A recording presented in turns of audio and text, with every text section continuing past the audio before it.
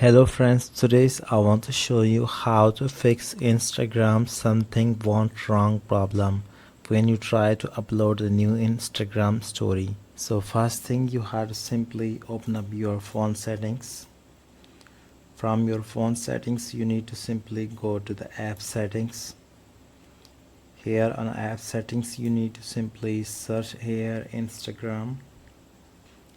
Now you have to simply go to the storage section. Here you can simply clear the cache memory.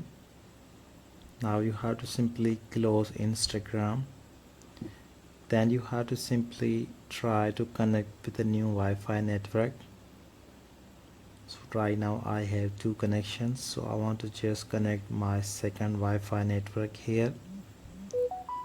After that you have to simply open up the Instagram.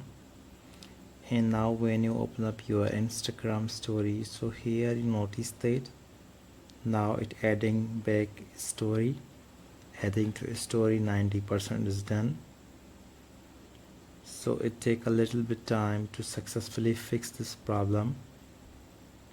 So you notice that now my story will be live on my Instagram story section. So here you notice that I have successfully fixed this problem. So now my story is live.